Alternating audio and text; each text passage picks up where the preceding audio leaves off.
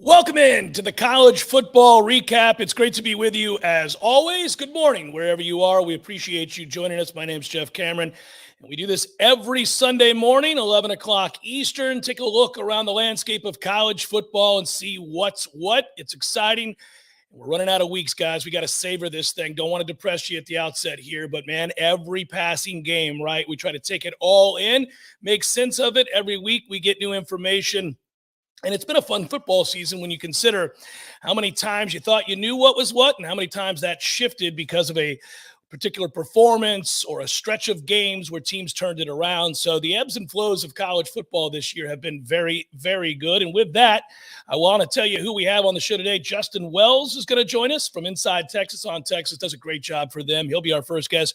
Corey Clark for WarChant.com. Florida State has turned it around this year and coming off some decided wins. He'll talk about the game against Syracuse. And Anthony Broom, who's been a frequent guest on the show as Michigan continues to roll. They had an easy win over Nebraska. Everybody turning their attention towards Ohio State, no doubt, and Michigan later in the year. Should be fun. All right, let's get to that top 25 scoreboard.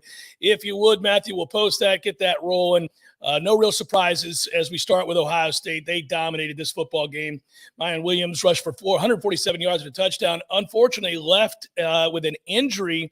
C.J. Stroud able to cruise through, have 5 TD passes as well. Ohio State wins going away, as you would suspect, against Indiana. Now, Georgia and Mississippi State. Stetson Bennett threw for 3 touchdowns. The Bulldogs secured a spot in the SEC championship game. Georgia will face SEC West champion LSU in Atlanta on December the 3rd. A dominating effort from Georgia, 10-0, 7-0 in the SEC now, put up 468 yards of offense. I mentioned Michigan a moment ago, 34-3. Blake Corum had 162 yards rushing and a touchdown on 28 carries. The Wolverines roll on in anticipation for their showdown with Ohio State. TCU and Texas, a game we're going to get more into in a moment. Everybody thought this would be a high-scoring affair. Obviously, it was not. The two defenses carried the day. Kendre Miller rushed for 138 yards. Had a 75-yard touchdown in the third quarter. That broke open that tense defensive struggle in Austin. TCU gets the win over Texas, 17-10. Texas struggling to score in the second half of games. We'll talk about that more in detail in a bit.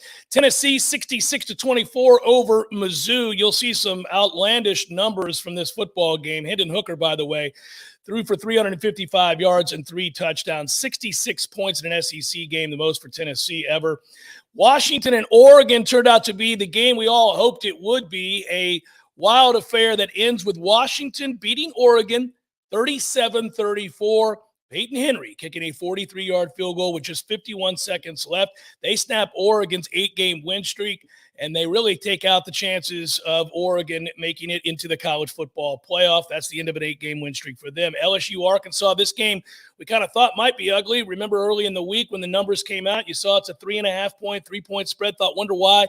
Letdown spot. Justin Jefferson doesn't play. LSU does get the win 13-10.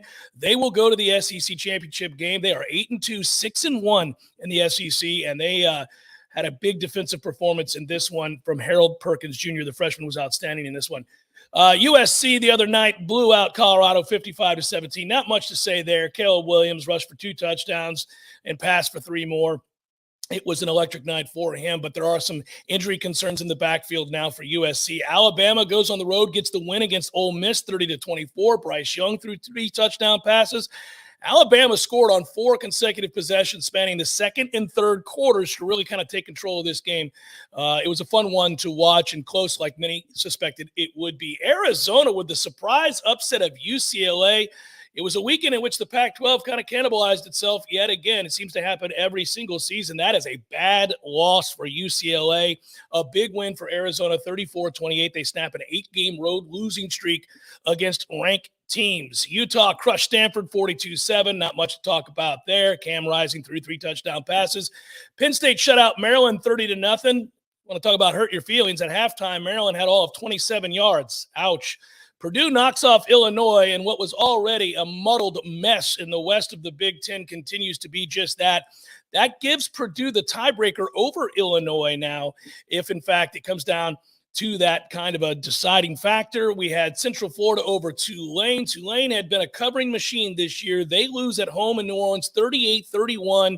John Reese Plumlee accounting for 308 yards and 3 touchdowns. UCF takes over first place in the American Athletic Conference. K-State crushes Baylor 31-3. Hard to get a read on the Big 12 every week. Strange results. That is a decided victory for the Wildcats, who are now 7-3, 5-2 overall. Cincinnati beat East Carolina. Also of note, Florida State with a second dominating performance. Also, Notre Dame gets a win in a game that turned out to be a lot closer than many thought it would be against Air Force. As it is, that's your look at the top 25. We have an opportunity to bring in Justin Wells inside Texas. Does a great job covering the Longhorns. We're going to talk to him right now. In fact, and Justin, good morning. Thanks for the time as always, buddy. Hey now, nice to meet you, Jeff. Absolutely thankful to have me on this morning, man. Yeah, absolutely. Well, let's get straight to it. I am kind of curious your thoughts. Texas has held under 200 yards. First time since 2015 that's happened against Notre Dame way back then. And this is a tough loss, I imagine, to take because obviously it was a big recruiting weekend. Why don't we start with that? A lot of recruits in town. We also know game day was there. This isn't the result Texas expected to get. Do you think it has any deleterious effect on recruiting? From the recruiting standpoint, I don't think it'll have too much. Texas has about 5 or 6 spots left in this 2023 class. They brought in, like you said, some of the biggest names in the country were on hand. They're trying to close with a handful of 5 stars and high 4 stars down the stretch. It's one of those. I tell fans all the time, recruits don't make decisions based on a game-to-game basis. That's just not how they're wired. That's a fan mentality. But if you're an offensive player, a recruit, you probably didn't like much of what you saw. A team that's Texas, one of the highest scoring teams in the country, just could not get in gear, just could not get out of neutral. It was one of those things where they just kind of slogged through it. Whereas if you're a defensive recruit, you saw some really, really good football. You saw some great play. I believe TCU was either 6th or 7th in the country in scoring coming into the game. The defense just was lights out, Jeff. I mean, the first 18 plays, Texas had 8 tackles for loss. They were running and rallying to the football like they did earlier in the year, and they looked fantastic. It was 3-0 at halftime. A game that, if you took the under, you went to bed a happy person because the points were hard to come by. TCU mounted a few drives in the second half and were able to put up points. Whereas with Texas, they got down in the red zone inside the 5-yard line twice with a 1st and goal. And Bijan Robinson didn't touch the ball one time in any of those plays. So in hindsight, that looks kind of like a bad decision. But at the end of the day, like I said, recruits don't base it on a game-to-game basis. Get to catch up a little bit with Anthony Hill's family last night. The 5-star linebacker had an absolute good time. This was him kind of getting back into the mix after decommitting from Texas A&M the week before. He's getting closer to a lot of those players. He has bonds on that team with Jatavian Sanders and Austin Jordan. Ryan Watts and him grew up together. Savion Red, Xavier Bryce. He's got a lot of friends in that program. So I felt like Texas did a really good job with Anthony Hill, and he's definitely a priority on that side of the ball. But, if you're an offensive recruit, you probably looked at it as like, that wasn't a very good showing. Whereas if you're a defensive guy, you see an opportunity to come in and play right away. Give TCU credit, Jeff. I thought they played incredible football on the defensive side of the ball. I felt like TCU's defense would be the weakness. It wasn't. Those guys came prepared and locked and loaded. And so at the end of the day, TCU got the best of them.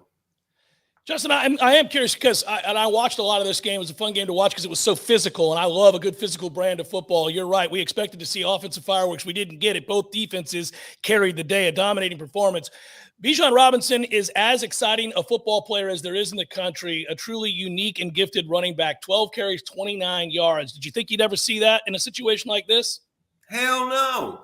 Listen, before the game, He needed 41 yards, Jeff, to get to 3,000 for his career at Texas in basically 26, 27 games. You know, a fantastic number. He never got it. That story is still sitting in drafts. If you would have told me that we wouldn't publish that during the game, I would have called you silly.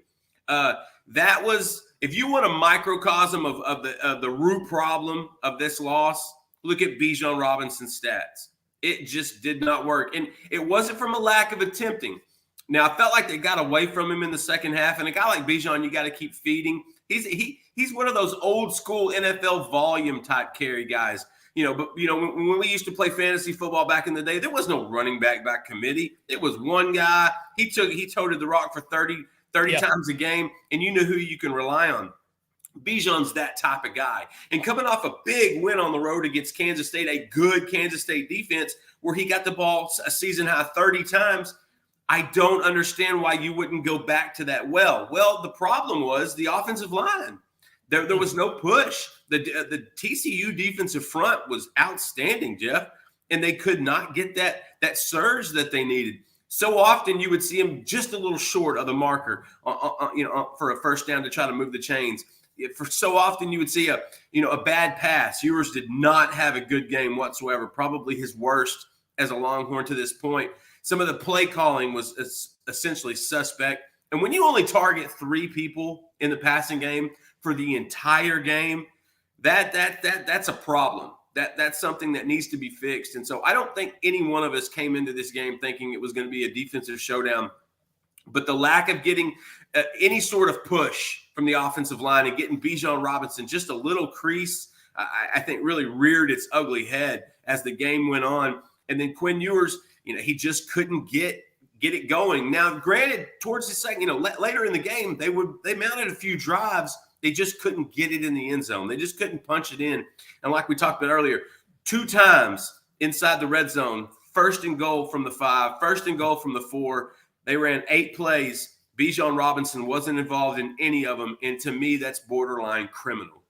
So I'm curious about 2 things. What did Sark say about that after the game? And then moreover, are Texas fans getting slightly concerned with Quinn Ewers? Because this was a really ugly game for him. 17 of 39, $171. Like you said, he really honed in on just a couple of guys, was hell-bent on trying to hit the deep pass again. And we've seen that from him before where he falls in love with that. You have arguably one of the best players in the country in the backfield. I got to imagine Texas fans today are infinitely frustrated by those choices. And at the end of the day, Sark has to answer for that. He did. He said that they wanted to go to Bijan more, but that they couldn't find those holes. Give TCU credit. They played incredibly sound gap control. And a few of those you felt like, well, Bijan could have bounced it to the outside or Bijan could have gone back to this side. But it's so easy for us to say that when we're sitting where we are and we're not on the field and in the moment with those guys trying to make those reads. It just felt like Bijan couldn't get out of neutral. It just felt like he couldn't get into that. And the thing with Quinn Ewers, Texas fans don't need to worry because we have to understand he's still a freshman. This kid's still 19 years old. And I think in this day and age of instant gratification, if we don't see the immediate impact from a 5-star player, well, he's just not that good or, oh, he can't play at this level. The world doesn't work that way. Quinn Ewers is going through the learning, the trials and tribulations of being a freshman quarterback. He had a tremendous first half against Alabama. He had a tremendous game against Oklahoma. He had a good game against Iowa State. Those are the good ones. He had a stinker in Stillwater, Jeff. Yeah. His worst game to this point. And then he had a stinker last night. That's part of going through the quarterback. Bobby Burton and I talked about this earlier on Texas football. Did I ever feel like a point where they should have gone to Hudson Card, if they should have made a different decision? And my answer was no. It's not, because you can't just pick and choose at that point. You have to stick with the horse that you brought. And Quinn is going to learn experience going through this adversity. This is how he's going to be better. Plus, I don't think it would have been fair to Card to bring him into a situation where they weren't protecting very well anyway, and the receivers weren't doing as well. And you'd kind of gotten away from your lead horse, which was Bijan. 12 carries. You're not going to win any games in Austin, Texas when Bijan Robinson's your tailback and he's got 12 carries. You're not going to do it. You need to be more creative. If that means running some outside zone compared to inside zone, if that means running some misdirection, we've seen Sark be real creative in scheming open his guys throughout the season. On Saturday night, I didn't see any of that, Jeff.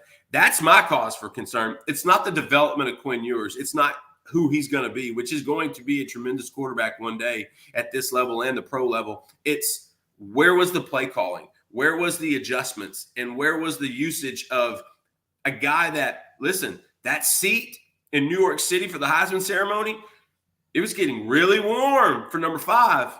It was getting really warm up until this game. We were looking at him possibly being there after that stretch of 4 games where he's been tremendous. You can forget that dream. Bijan's going to be hanging out with family in December rather than hanging out in New York.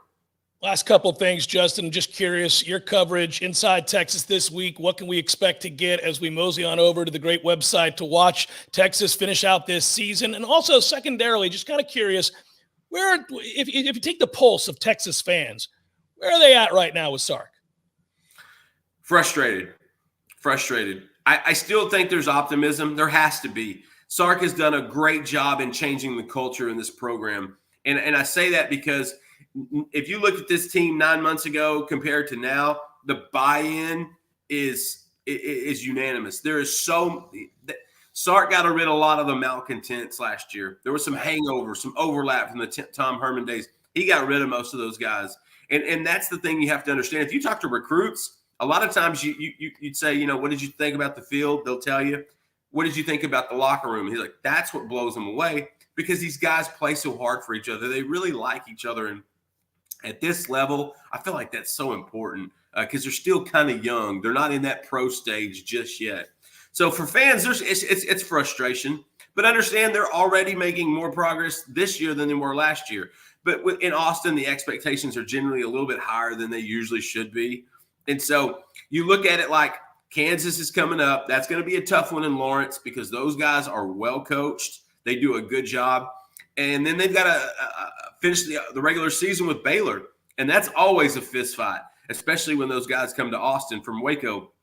And so this week you're going to see more recruiting stuff because we're like almost 4 weeks from early national signing day. It's a personal holiday for me, quite frankly. That's my own Christmas. I absolutely love it. Come see us at InsideTexas.com because we are a recruiting machine.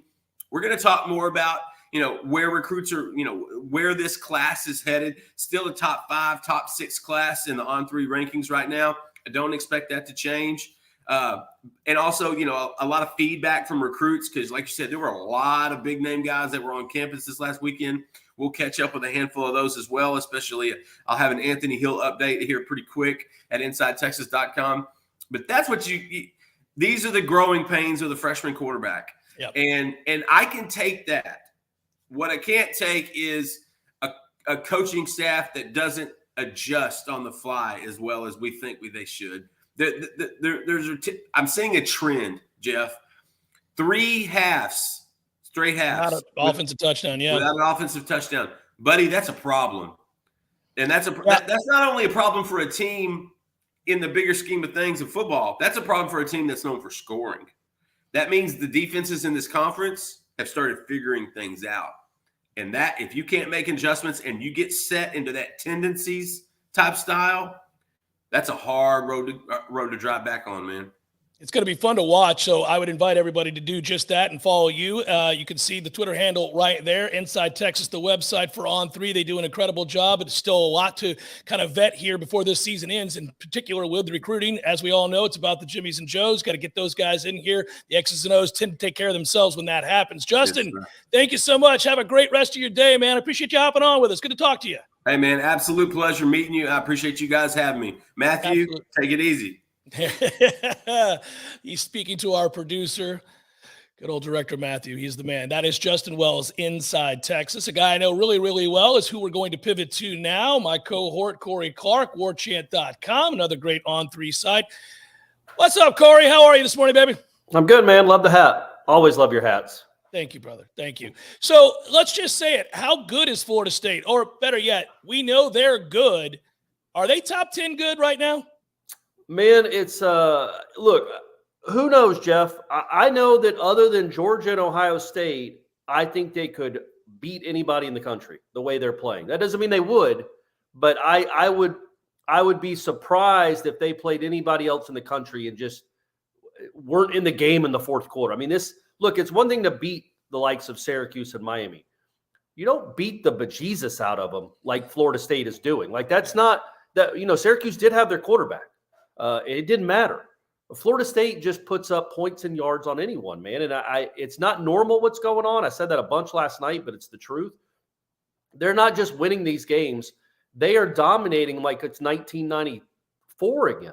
This isn't what normally happens in college football in 2022, to go on the road and win 2 straight games by a total of whatever, 83-6. And the games weren't even that close, honestly. I mean, that game last night, the 38-3 that you're looking at there could have been 50-3.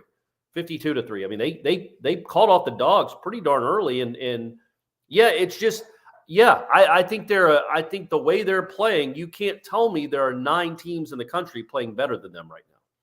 Yeah, it's interesting because we've watched them kind of graduate and grow up before our eyes. There were a lot of questions, and there are a lot of people watching us throughout the country right now on various On3 websites, and they may not be as tuned in to Florida State, especially after that little losing streak, but you've watched them come out from that and respond the way that a team who's taking the next step should, right? Which is you're not down on your luck, you're not self-pitying, you're not doing any of those things, you're going out and making a statement, and you're seeing it come to fruition. In particular, though, Corey, would you say the most surprising element, if I were to, again, for people who are not locked in on Florida State, if at the beginning of the year, I would tell you that Florida State's offensive line is going to take turns dominating defensive lines, including the likes of Clemson, let's say, and that is going to be the strength of the team, is going to be the offensive line. Or if I told you that the Oregon transfer, Trey Benson, was going to emerge as quite possibly one of the best running backs in the country and will go into next season thinking as such, or that Jordan Travis would be a really good drop-back passer and not have to rely on his legs.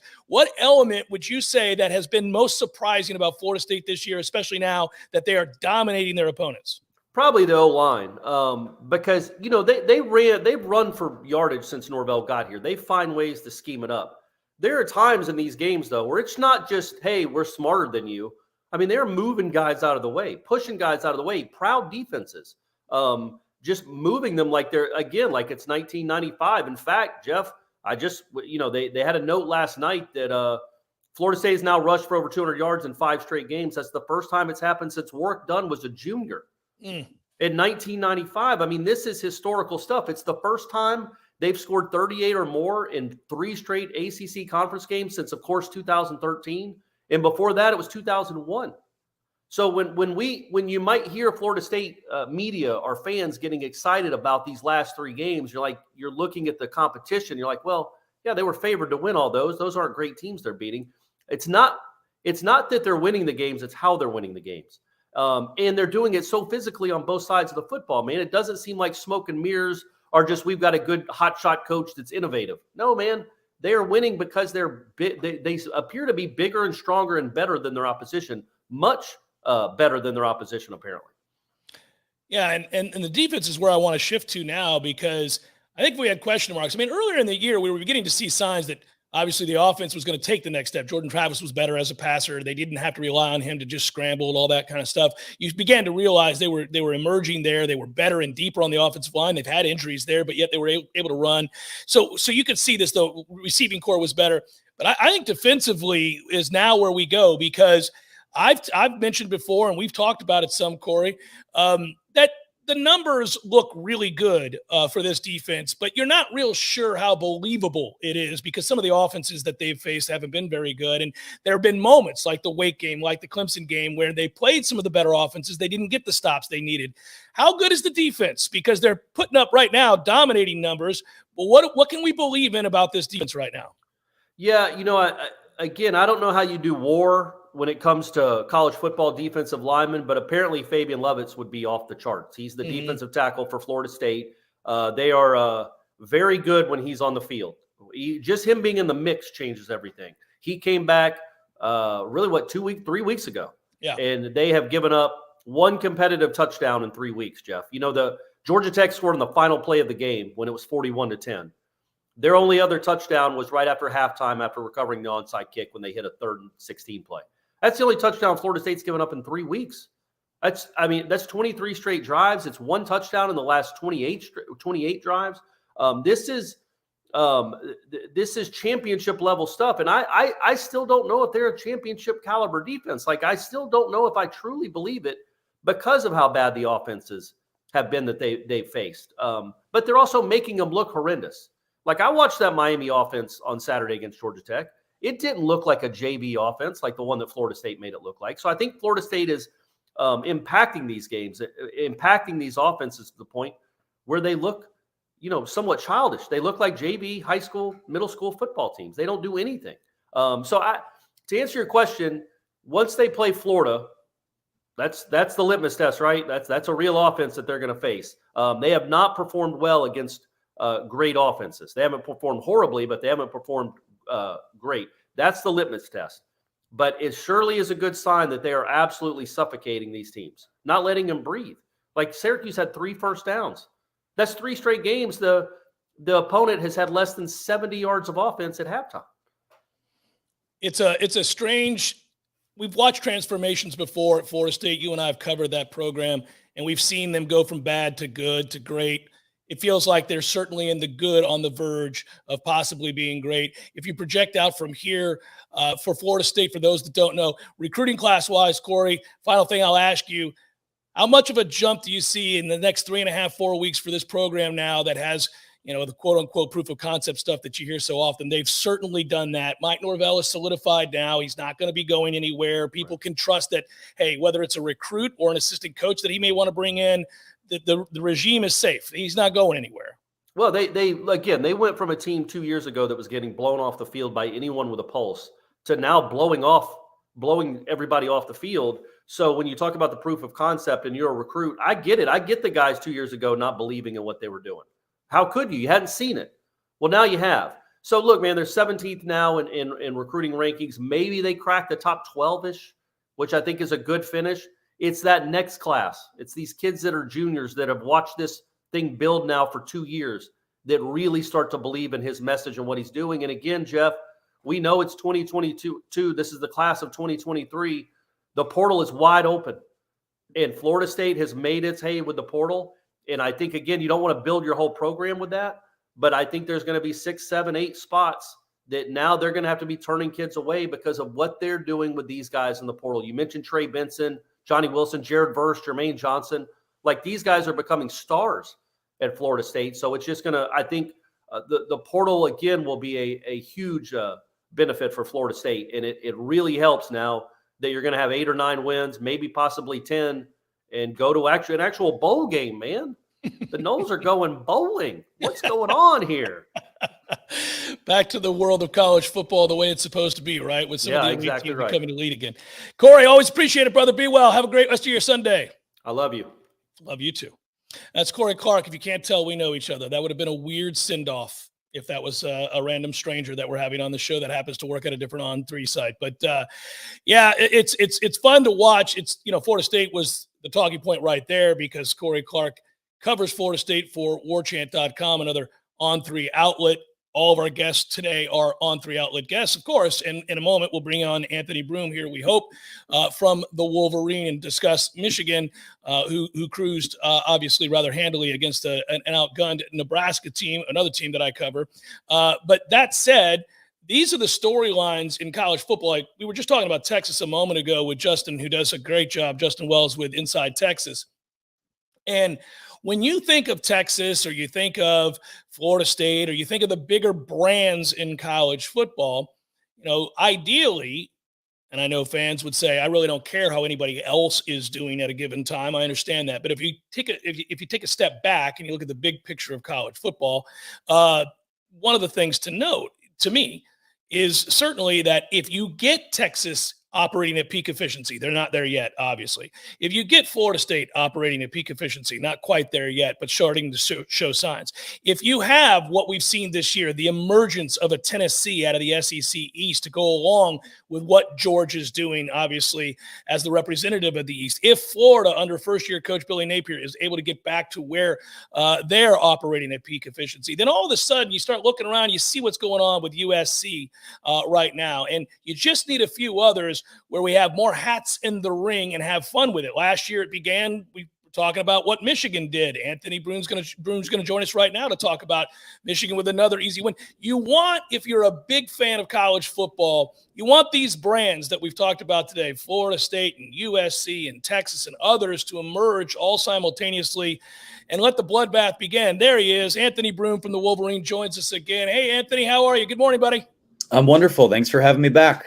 Yeah, it's good to have you back. Look, that's a ho-hum win. We know what it was going to be all along, but I guess let's look big picture here. It's nice to be able to sleepwalk in a game like that against Nebraska. Did Michigan come out healthy from this game?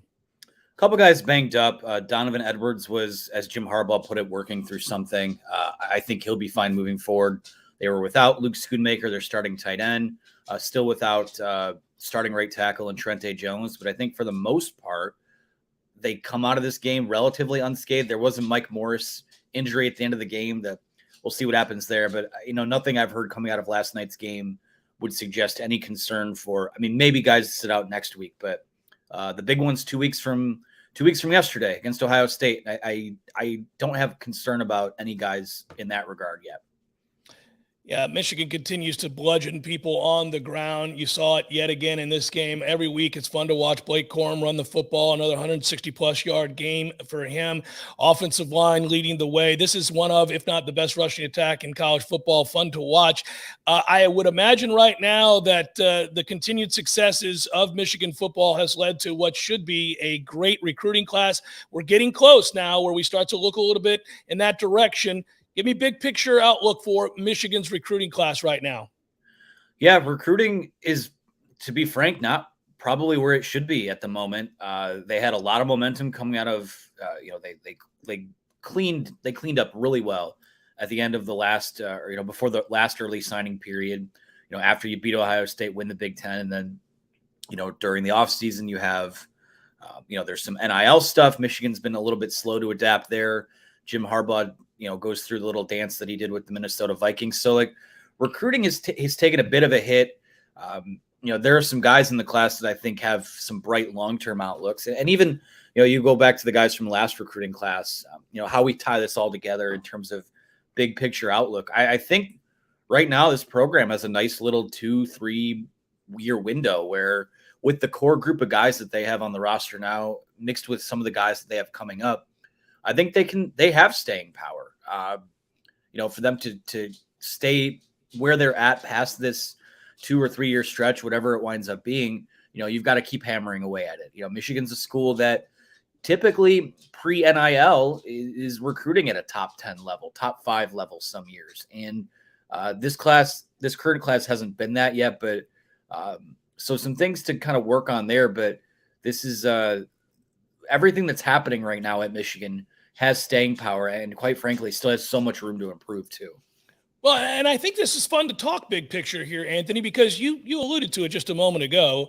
Harbaugh's dalliance with the NFL in the offseason with the Minnesota Vikings no doubt had to have hurt the prospects of recruiting, because if you're a recruit, you want to know who you're going to go play for, and if you're uncertain, if he's still making overtures towards the NFL. Now you have a situation where the Indianapolis Colts obviously have hired Jeff Saturday. We know Harbaugh's connections to the Indianapolis Colts. I don't know if Jeff Saturday is the long-term answer. It is a weird hire, to say the least, but I am kind of curious. Has there been talk there in Ann Arbor about whether or not Harbaugh would be interested in that job if it were to come available? Yeah, it seems like every year it's been sort of the NFL rumors that cry wolf. And then last year he actually winds up getting on a plane and going to Minnesota. So it's tough to say. No matter what people say about what they know about Jim Harbaugh's intentions, he doesn't have an agent. He keeps his circle pretty tight, and he's a bit unpredictable when it comes to matters close to him. So I tend to believe that, he got the new contract from Michigan, signed the new contract from Michigan. with Michigan continuing to win at this pace and the money that's pouring into the program, it's probably would behoove them to put a little more money in his pocket. I don't think he wants to be anywhere else. I think the last couple of years we've seen a guy who is, I think, as loose as he's been. I think is having as much fun as he's ever had coaching this football team, and winning football games obviously helps with that. But I think as long as he feels the love from the University of Michigan and the administration, which the new university president loves him. I know he's got a supporter in Ward Manuel in the athletic department, guy who held on to him when a lot of people said they probably should have fired him after the COVID season. So he has support there, but I do think that if you want to keep this build moving along, the resources have to just keep pouring in, and he has to feel the support and the respect that, quite frankly, at this point he deserves.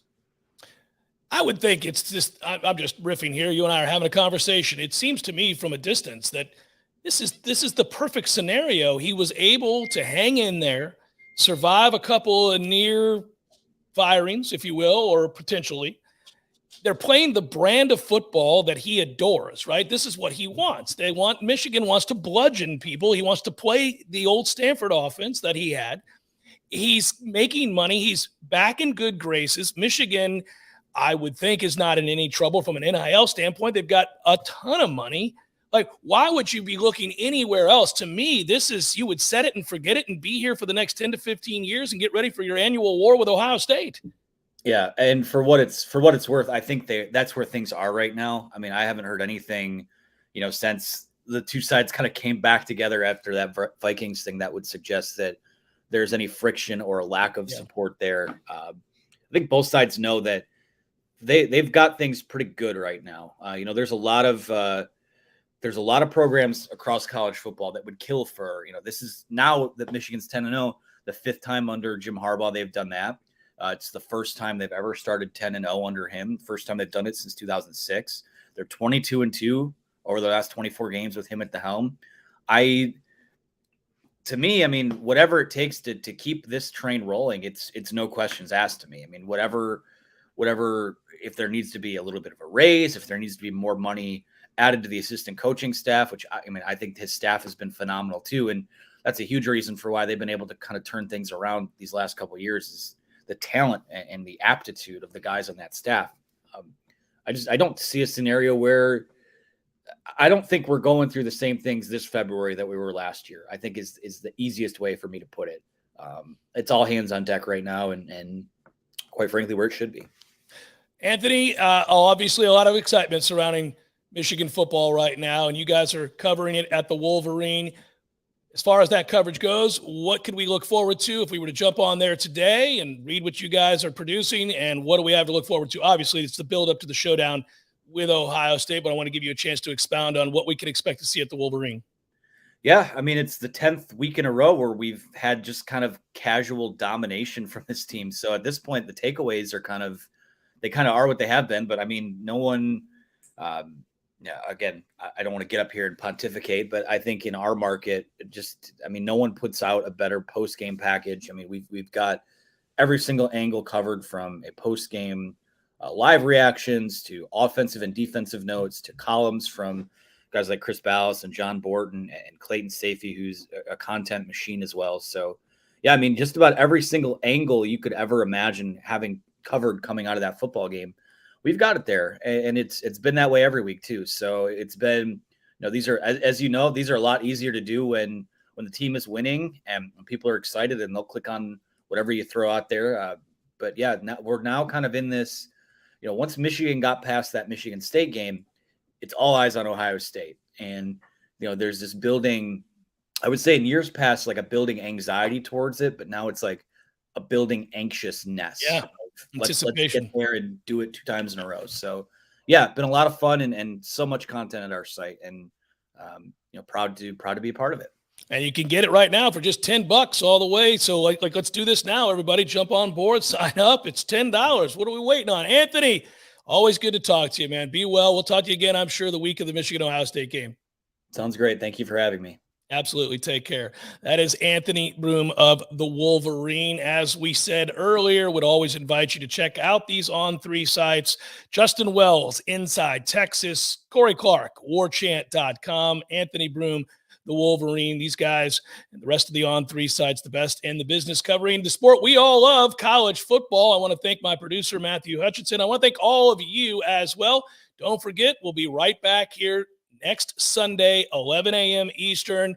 We'll highlight 3 games like we do every week. We'll take a look around all of college football, certainly within that top 25. Give you some thoughts there as we get down to the nitty-gritty. Some of the rivalry games are forthcoming. There's still room for those that are battling to try to get into the college football playoff. Maybe we'll see some upsets along the way. Sport offers so much that we love. We're going to cherish these last few weeks, so join us every Sunday at 11 a.m. Eastern time. Right here on On3. Until next week, enjoy the football, everybody. Be well. Have a great rest of your Sunday. We'll talk again soon.